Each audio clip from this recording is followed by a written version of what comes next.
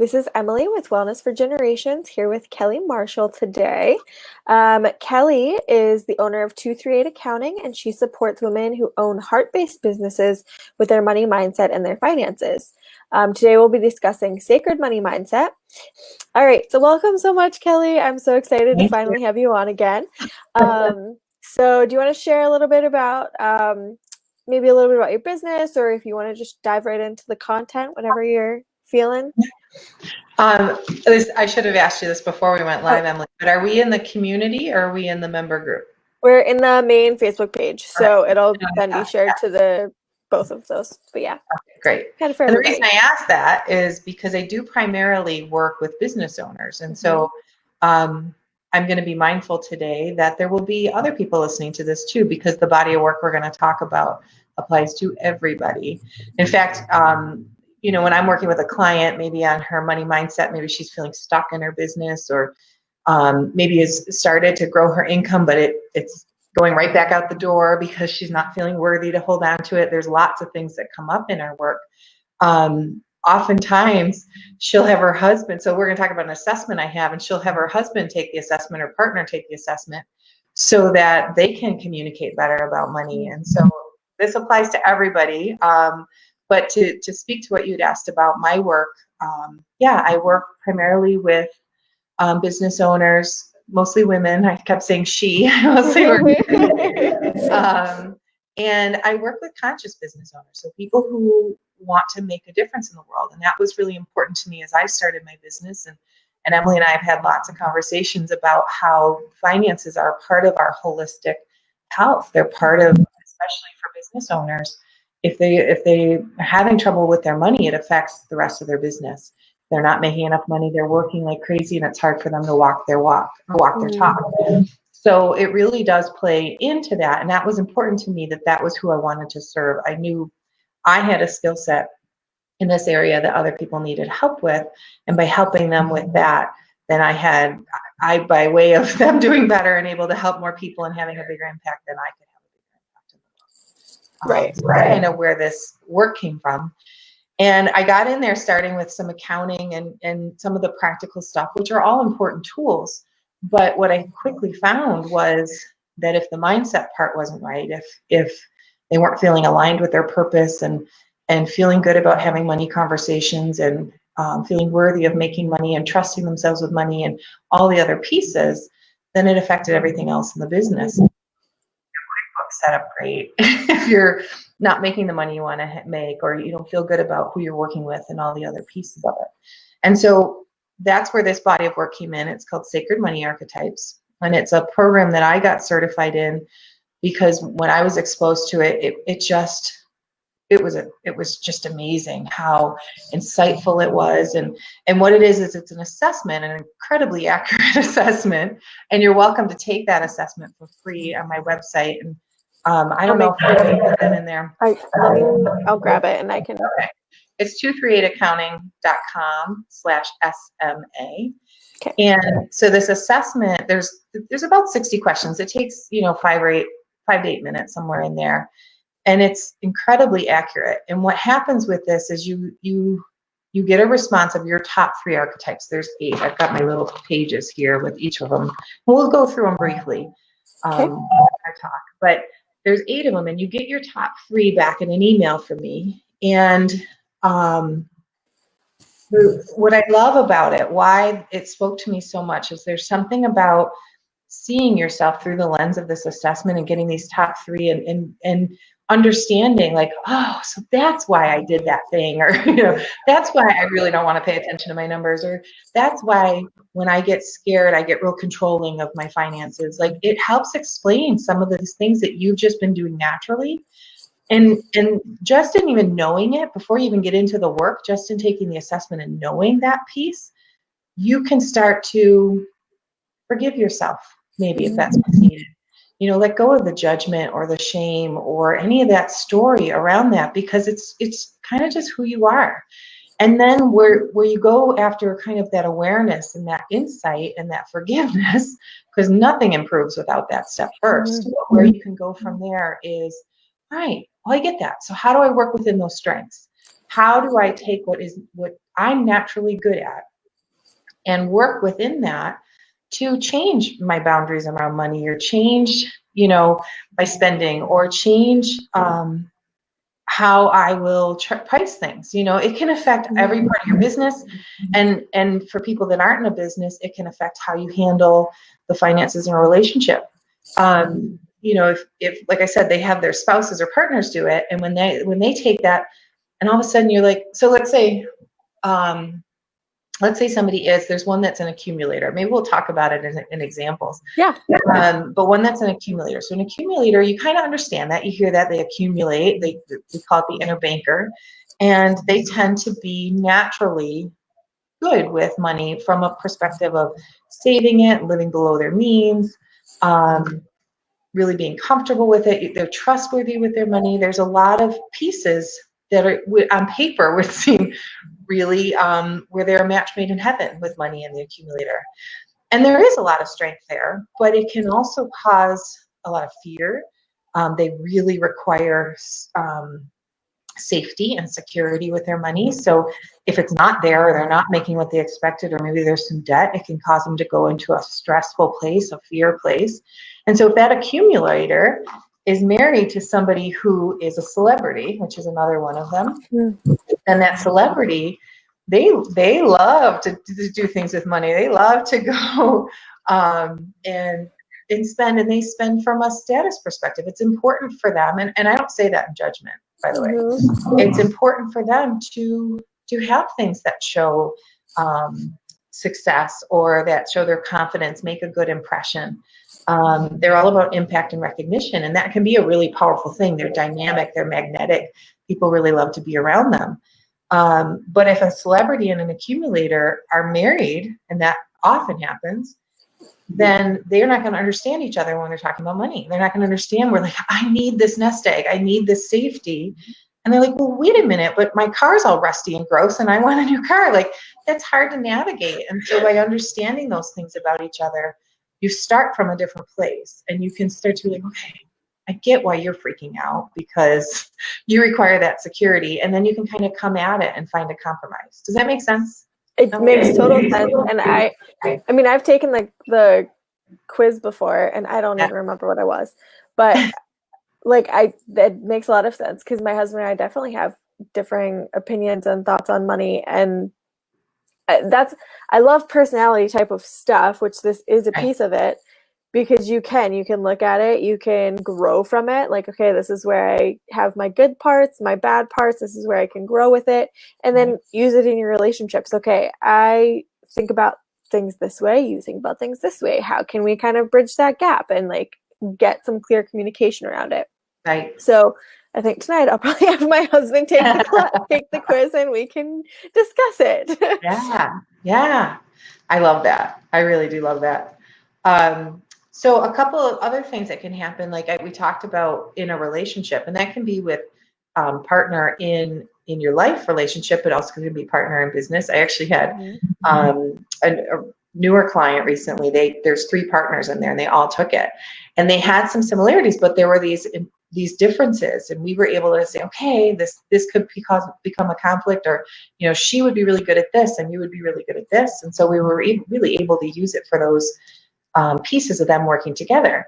But really, even as a person, you're not one thing, so you can have these inner conflicts too. And we should have looked up yours. I could look up yours, but I don't have it at my fingertips. I'd have to go on my website. Let me see if I have it. But for example, that accumulator, I have a lot of entrepreneurs that do have an accumulator, but a lot of entrepreneurs also have something called a maverick. And so a maverick is a risk taker. They love kind of the excitement of new businesses and taking that risk, and they don't even mind the up and down, because that's kind of exciting for them. And they want more of the up, and most times they do. They because they're not afraid to go for it. A lot of times they will go for it and do well, but they can weather the ups and downs. And they're clever, they're smart, they can really do a good job on figuring out complex financial stuff, but they're not afraid to gamble. So when you have somebody that's got both accumulator and maverick, there's going to be pieces of them that want to take that shot. They're going to want to take the risk. And then this other part of them that's really scared. So there's like this push pull, and they won't understand it. It doesn't make sense. Like, I'm one person and you feel like there's two parts of you, and there is. And so it's balancing those two things, like understanding that, your accumulator is driven by safety, and that you need to create that safety first, maybe, have that safety net, and then go for it, or keep a threshold of where you can kind of keep yourself from going into that scarcity fear place and stress, because you're not going to get great results from that, especially in a conscious community. That's never where good things are going to come from. No. So keep them to make them safe, and then take the risk with the rest. And so that can be really interesting to discover that about yourself, and how to play with those things so that you're bringing out the best in those parts of you. So let's see what else is in there. I'm a nurturer, and I have to guess, Emily, that you've got some nurture in yours. I did look mine up. I'm nurturer, then accumulator. Accumulator and alchemist are tied. Okay. But nurturer is my top. Yeah, so that doesn't surprise me too much. So Emily and I are both nurturers at the top. That's my top one, top type 2. And nurturers are all about giving value, very conscientious, they really care, they're devoted and reliable.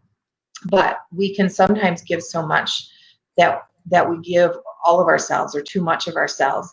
And we can handle that for a little bit, and then we get mad. We get a little resentful, and really can just abandon ourselves until we kind of hit like our breaking point. So what's very important for a nurturer is to create boundaries.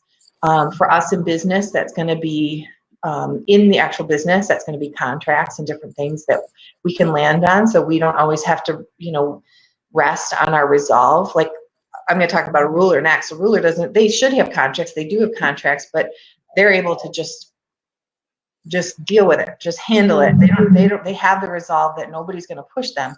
Whereas a nurturer, well, I know they didn't make that payment, but I'll catch up with them, they're really struggling with a lot in their life right now. You know what? Just don't worry about it. Exactly. I understand. I understand the struggle, so it's okay.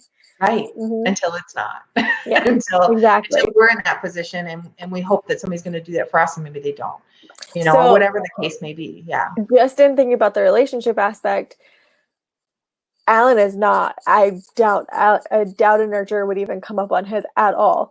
So, like, isn't that something he's always like, why are you giving stuff away for free? Like, you need to charge. Like, I gave some like baby stuff away, and he's like, well, why did you give it away free? I was like, I got it for free. He's like, we could have made like $10. Like, you still made that effort to like go and deliver it somewhere. And I was like, people need it. Like, and I was like, okay. So I'm like, I know I need to lean into a little bit more of his thinking too, though, because we struggle too. So like, why if we're struggling, it'd be one thing if we were millionaires and I could just like pass things out, but like, so it's balancing those things. It's funny to like pull that to that relationship aspect. So I do appreciate that.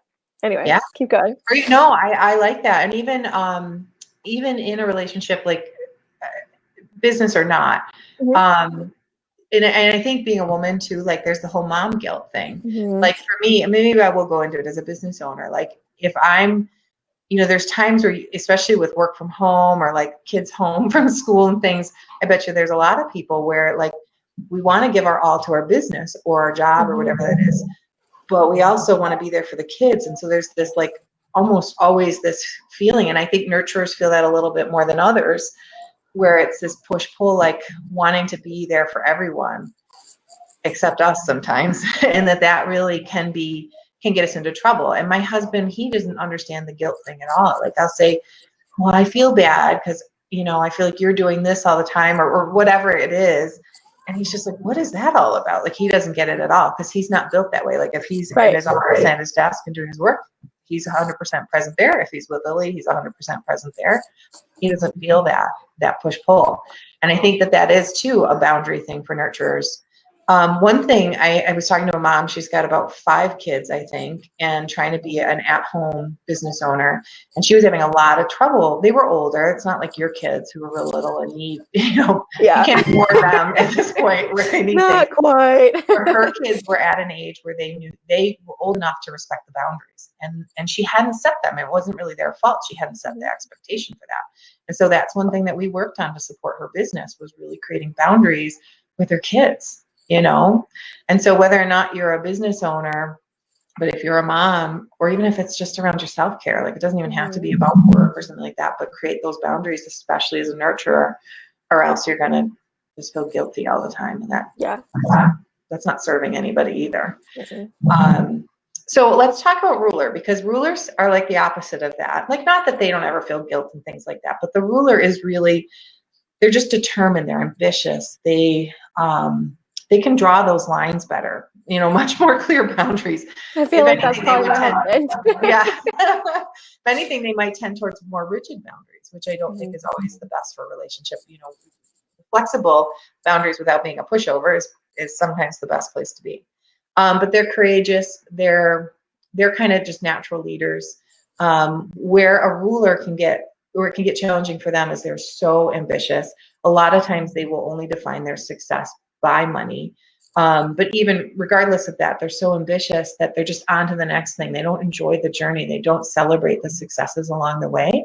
And that can be really exhausting. And so they have to kind of remind themselves to pause and celebrate and enjoy the journey, and give themselves some grace, you know, and it'll be a much more satisfying and fun and, you know, just a joyful experience in life and business if you're celebrating those things along the way.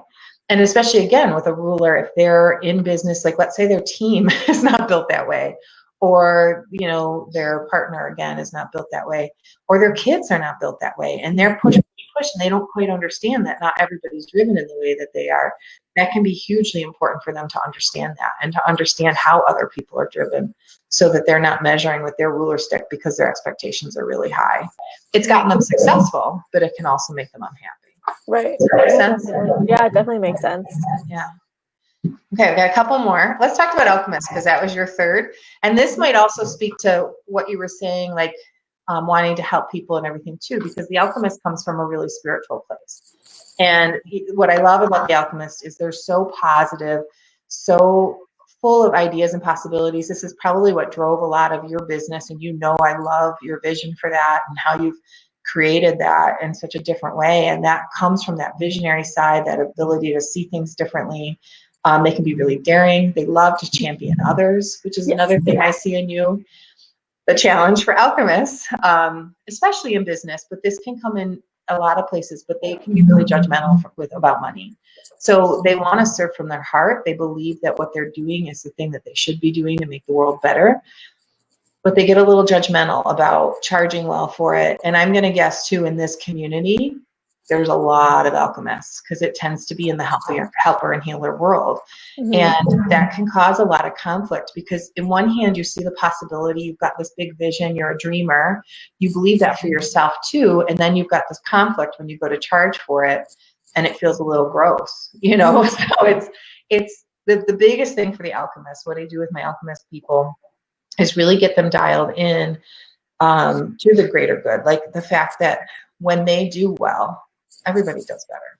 When they do well, they go and vote with their dollars. They will contribute to things that matter to them.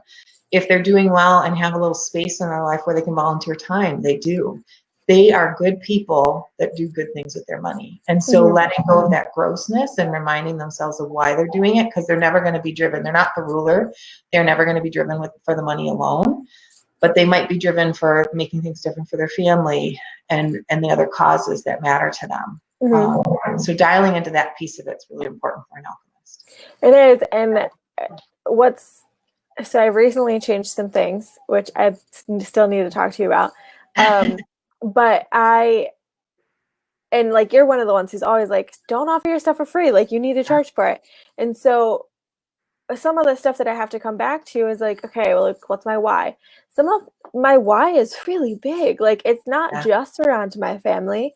I'm pretty sure I've shared with you, it's to create a elder care home type of situation that's holistic, where older people that either need to retire and just want to live somewhere or need physical care have a place to go, and they're getting served good, fresh, nutritious foods. Right. And like, sure, they can be on medications, but they're also being supported in other ways holistically. And that's not something that I can just pull out of my back Right. pocket and be like, here it is. Like, that's going Right. to cost a lot of money to get that Yeah. type of thing going. And like doing community wellness grants, like I would love to do that. Well, I obviously can't offer those if I'm not making money. Right. So I definitely have appreciated the stuff I've learned from you, and I like being able to see where it comes from that nurturer, from that alchemist. Right. It makes so much sense, and that Right. it can help me move forward. Yeah. Because instead of continuing to be like, because that I'll say in my mindset work to set that identity. Mm-hmm. And for a lot of people, like it is important for them to have a revenue identity.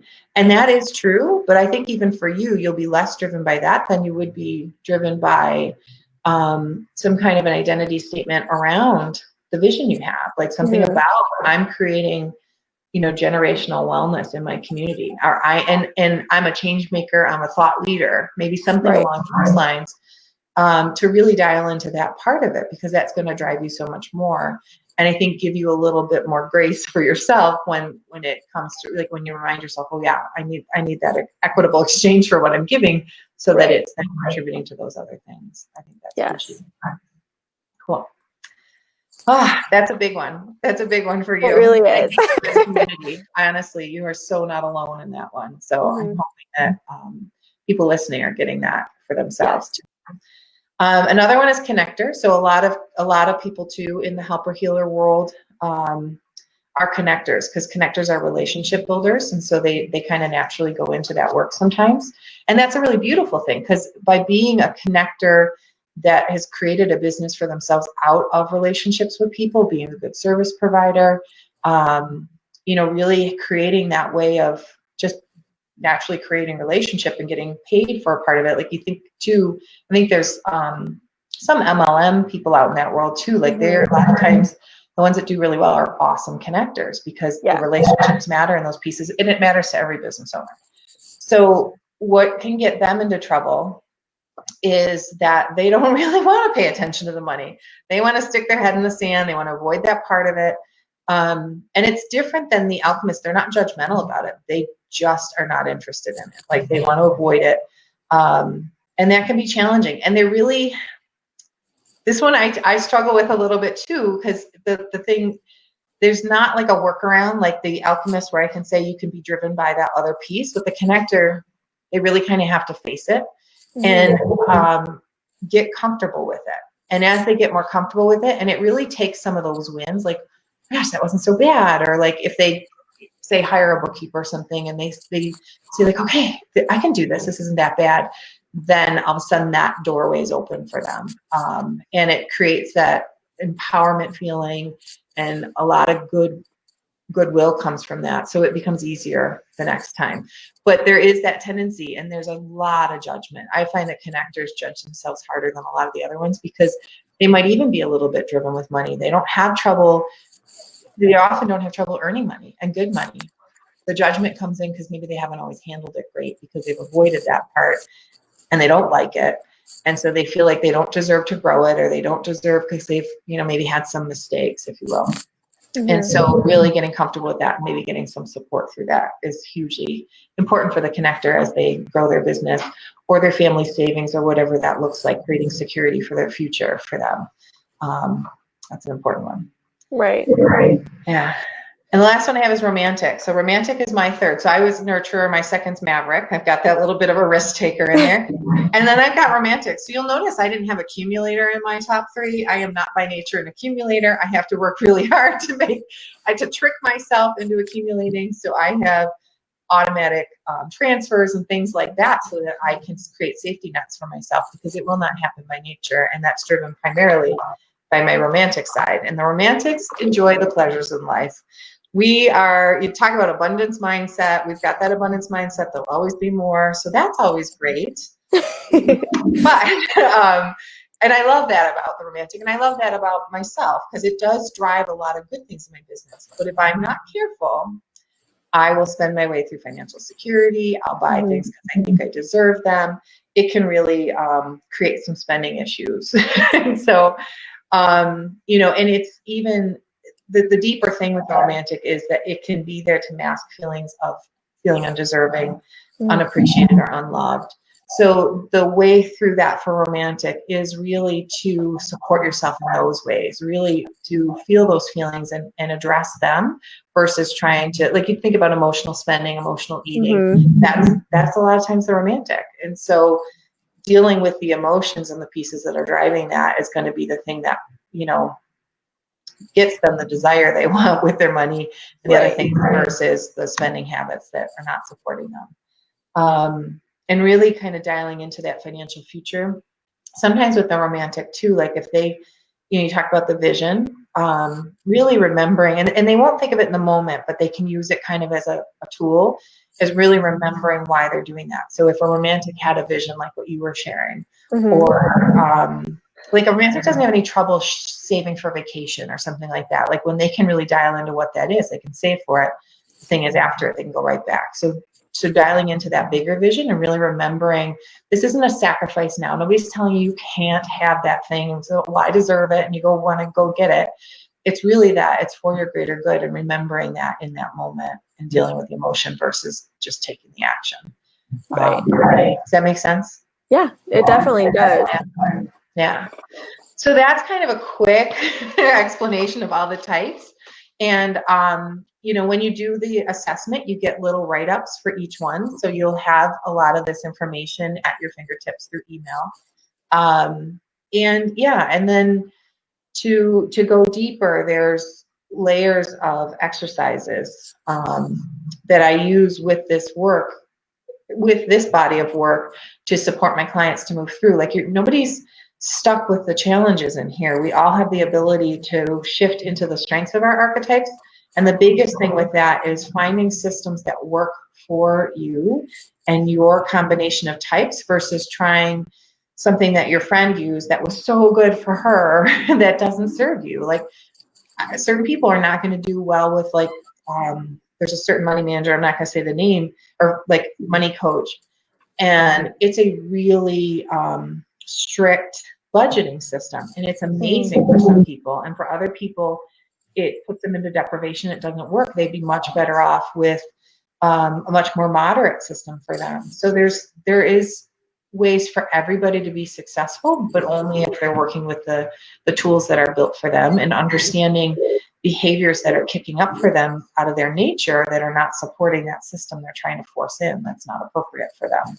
Right. And that goes back to the idea that everyone is individual. Not everything is, there is no one size fits all. You need to play with it. That's why I love stuff like the archetypes, because you can kind of figure out what's going to work for you. You can play with different things. It all fits well. Things I'll do when I'm working with somebody on this is we'll think about the behaviors that they personally want to move away from, and then we'll come up with 4 action steps, one for each strength in their type, and then we actually use their bottom one, which is the most challenging one, kind of to support them there, because that's probably where they have some weakness. And we'll use those to come up with 4 action steps that are going to be really supportive of them and to move them in the direction of where they want to go with those things they want to move away from. So it's really individual, not just on the tools, but also what are the things that you really want to work on, not just a one-size-fits-all solution. Yes, that's awesome. Today's conversation has been great. What is, I kind of just want to answer this, but I'll just ask you, what is one thing that those watching today could do as kind of like a first step to working towards some of that mindset? Well, the first thing is to do the assessment. And beyond that, I mean, they're going to get a lot of insight there. So, and have their partner take it, depending on, you know, if they're wanting that in their personal lives or in their business. And then I'm trying to think if there's things from there. I mean, that insight, they're going to start to move in the direction they want to. But if they want to go deeper, then they can always connect with me. I have free strategy sessions where we can explore what's going on for you and get you some clarity around that. And then if there is something that I have to offer that will be supportive of you, we'll talk about that. I don't know if this is an opportunity for me to pitch more of my stuff. I mean, Yeah, that was go a ahead. long pitch, That's fine. but I also have a Facebook group called the Profitable and Prosperous Female Entrepreneurs. So they're welcome to join us there. I don't talk about sacred money archetypes all the time, but it kind of filters into all my work, so it does come up. And you're welcome to ask questions in there or private message me on Facebook. But don't stay stuck. Get connected. You know, even if it's not something in your business, reach out. And if I'm not the right person for you, I've got a lot of people in my network that might be able to support you, and I'll get you connected to the right person. Yes, definitely. Yeah, I love being a part of your group. It's always so interesting to see things, and the stuff you share, and the engagement in the community is amazing. So yours is definitely one of my favorites. Well, you help with that engagement, and I appreciate that. You're welcome. I love it. Cool. Is there anything else you want to share with us today? I did the link. Are you gonna put that in the comments, or we can get that in the comments? Yep, I got both links in there.